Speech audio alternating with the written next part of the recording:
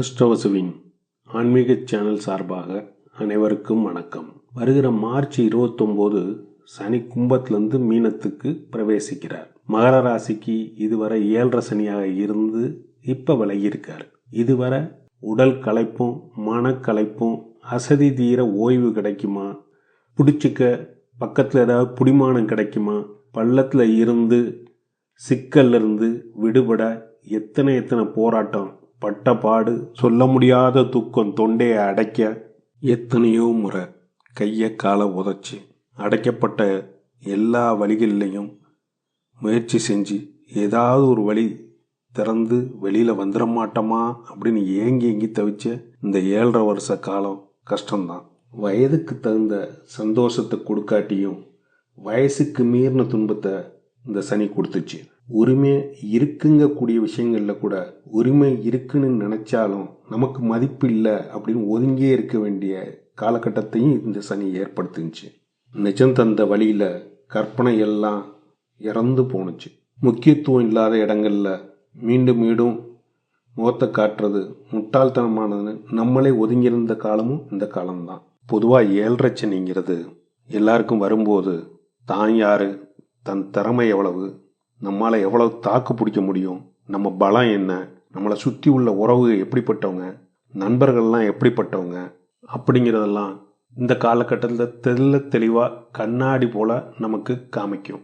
வர்ற காலங்க உங்கள் வாழ்க்கையை நடத்திக்க உங்கள் பலம் என்ன, உங்கள் திறமை என்ன, உங்கள் நட்பு உறவெல்லாம் எப்பேற்பட்டவங்கன்னு தெளிவாக இருந்தால் தான் நீங்கள் முன்னேறி போகிறதுக்கு முடியும். அப்போ இந்த 7.5 வருஷ காலம் நமக்கு இதெல்லாம் கற்றுக் கொடுத்துச்சு. நம்மளை சுற்றி இருக்கவங்களெல்லாம் புரிஞ்சிக்கக்கூடிய ஒரு வாய்ப்பை அது ஏற்படுத்தி தந்துச்சு. அதுதான் இப்போ முடிஞ்ச இந்த 7.5 சனின்னு சொல்லக்கூடிய இந்த காலகட்டம். இப்போ அந்த 7.5 சனிங்கிற அந்த சனி மாறிட்டாரு.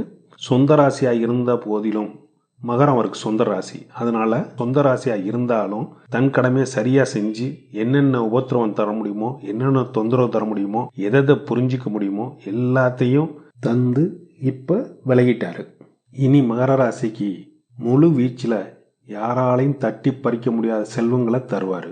தொட்ட காரியமெல்லாம் விருத்தியாகும். பிடிக்க முடியாதுன்னு மற்றவங்க யோசிச்சு தயங்கி நிற்கக்கூடிய காரியங்களை நீங்க எளிதா பிடிச்சி அதன் பலன்களையும் ருசிப்பீங்க. உதாரணமா ஒரு ஊர்ல ஒரு கப்பல் வியாபாரி இருந்தார். அவர்கிட்ட ஒரு பெரிய கப்பல் இருந்தது. அது ரிப்பேர் ஆயிடுச்சு. ஊர்ல உள்ள பெரிய பெரிய மெக்கானிக் எல்லாம் வரவழைச்சாங்க. இன்ஜினையும் சரி செய்ய சொன்னாங்க. ஆனால் யாராலையும் இன்ஜின் பழுதை நீக்க முடியலை. அது என்னன்னே தெரியல. அப்போ ஒரு வயதான மெக்கானிக்கை அந்த பழுதை பார்த்து தர சொல்லி சொன்னாங்க. சரின்னு அவரும் ஒப்புக்கிட்டு மெக்கானிக்கு பெரிய பையில் பழுது பார்க்கக்கூடிய சாமான்கள்லாம் இருக்கும் இல்லைங்களா, அதெல்லாம் எடுத்துக்கிட்டு அந்த பையை எடுத்துக்கிட்டு கப்பல் இருக்க இடத்துக்கு போய் சேர்ந்தார். அந்த கப்பல் வியாபாரிக்கு இவர் மேலே ஒரு நம்பிக்கையும் வந்துச்சுங்க. அந்த வயதான மெக்கானிக்கு கப்பல்கிட்ட வந்து கப்பலை நாலா பக்கமும் சுற்றி பார்க்குறாரு. இன்ஜின் இருக்க இடத்தையெல்லாம் சுற்றி பார்க்குறாரு. எல்லாத்தையும் பார்த்துட்டு தன் பையில இருந்து சுத்தியில் எடுத்து ஒரு இடத்துல ஓங்கி அடிக்கிறாருங்க. அடித்து முடிச்சுட்டு இப்போ போய் இன்ஜினை ஸ்டார்ட் பண்ணி பார்க்குறாரு.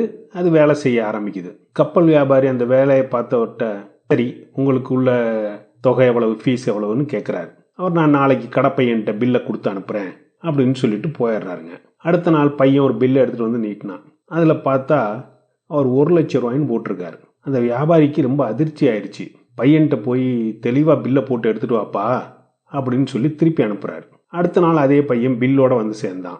அதில் சுத்தியலால் அடித்ததுக்கு 5 ரூபா தான், அதை எங்கே அடிக்கணும்னு கண்டுபிடிச்சதுக்கு தான் மிச்சம் 99,095 ரூபாய்ன்னு எழுதி கொடுத்து அனுப்பிச்சிருந்தாருங்க. இப்படி மற்றவங்களால முடியாதெல்லாம் முடிச்சும் சரியா என்ன பிரச்சனைன்னு புரிஞ்சுக்கிட்டும் அதுக்குண்டான பலன்களை பல மடங்கு அதிகமாகவும் எடுத்துக்கக்கூடிய அளவு உங்களோட சிந்தனைகள் செயல்பாடுகள் எல்லாத்தையும் இந்த சனி பகவான் அமைச்சு தந்துகிட்டு இருக்கக்கூடிய காலகட்டமா இனி வரக்கூடிய காலகட்டம் வருங்க. அதே போல இந்த நல்ல நேரத்தை நீங்க எப்படி பயன்படுத்திக்கணும்னு ஒரு தெளிவுக்கு வந்துடணுங்க. ஓய்வாத்தானே இருக்கு அப்படின்னு நம்ம மற்றவங்களோட செயல்படுறதை விட்டுட்டு உங்களுக்கு எப்படி பயன்படுத்திக்கணும்னு பார்க்கணும். இல்லாட்டினா உங்கள் ஓய்வு நேரத்தை மற்றவங்க அவங்களோட வேலைகளுக்காக பயன்படுத்தி அவங்க பயனடைஞ்சிக்கிட்டு இருப்பாங்க.